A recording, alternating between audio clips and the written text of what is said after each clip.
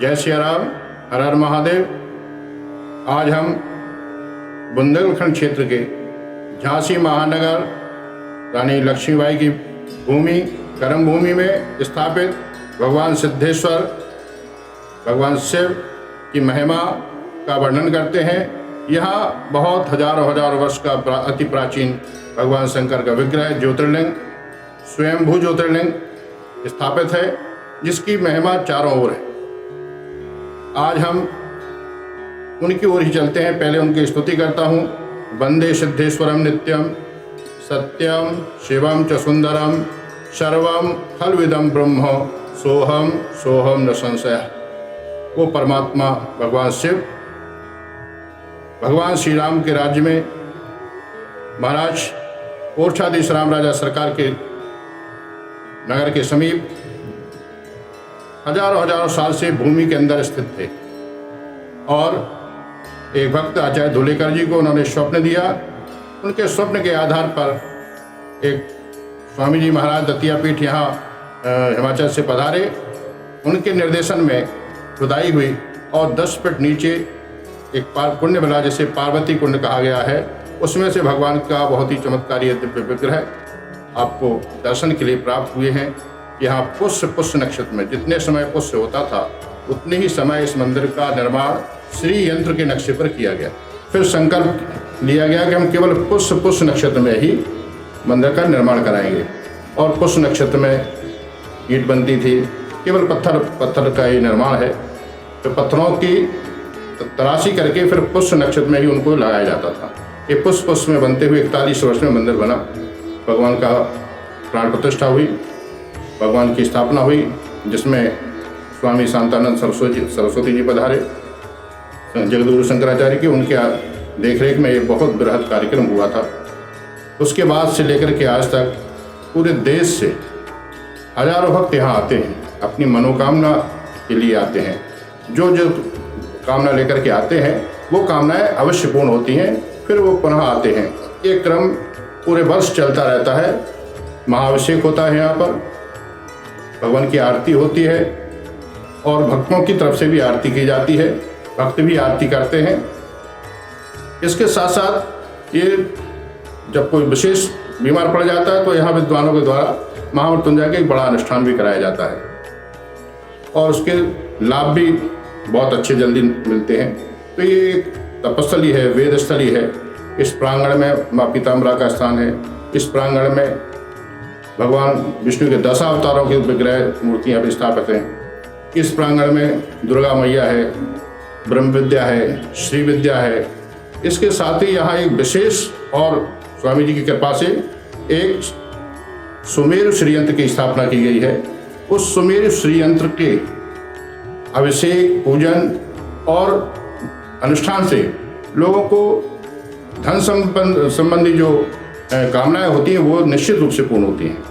ये इस स्थान में यहाँ वेद विद्यालय भी है, गौशाला भी है, आयुर्वेद कॉलेज भी संस्था का है। तो ये पीठ अपने आप में बहुत समृद्ध और भक्तों की मनोकामनाएं पूरी करने वाली है। मैं आपसे प्रार्थना करना चाहता हूँ, इस पवित्र स्थान पर आप एक बार अवश्य पधारिए।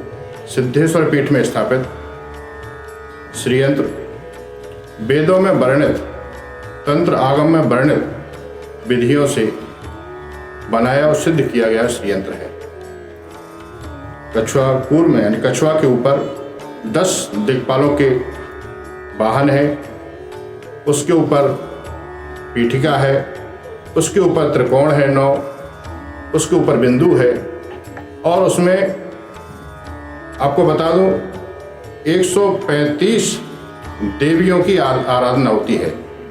बाकायदा 135 देवियां प्रतिष्ठित हैं और उन 135 देवियों की आराधना की जाती है।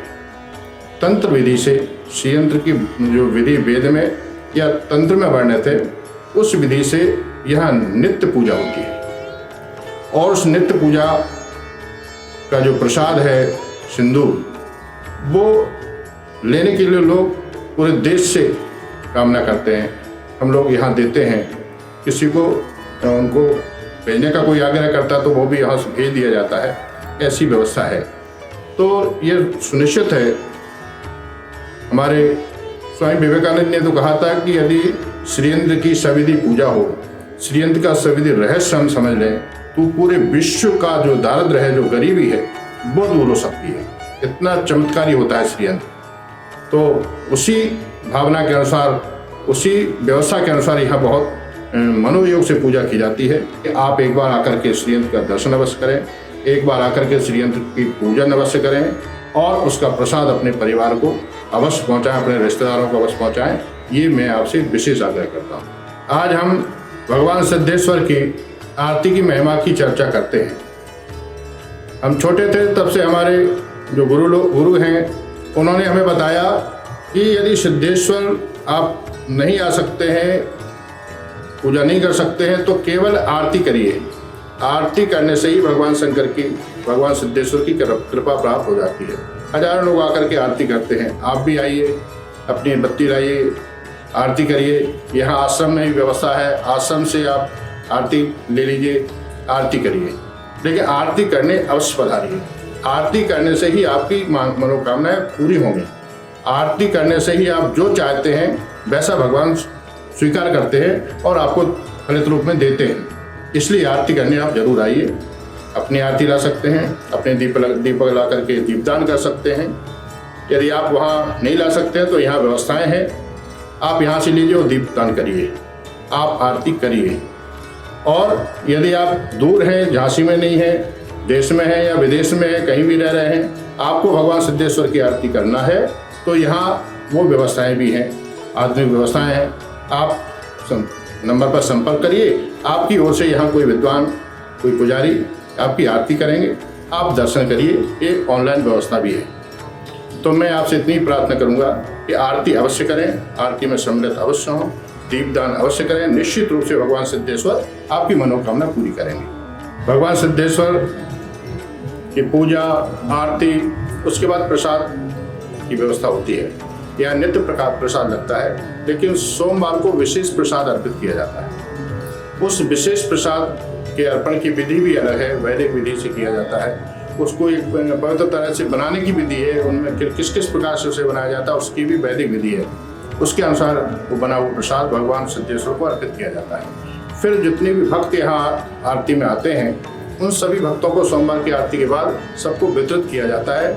और उसमें कुछ जो रुद्राक्ष होते हैं वो डाले जाते हैं, वो स्पेशल माला के रुद्राक्ष होते हैं, उसमें 11 रुद्राक्ष डाल दिए जाते हैं। फिर जिस भक्त को मिल जाए कि उसको भाग्यशाली समझता है, उसे अपने पूजा में रख लेता है, शिव की तरह उसका पूजन करता है।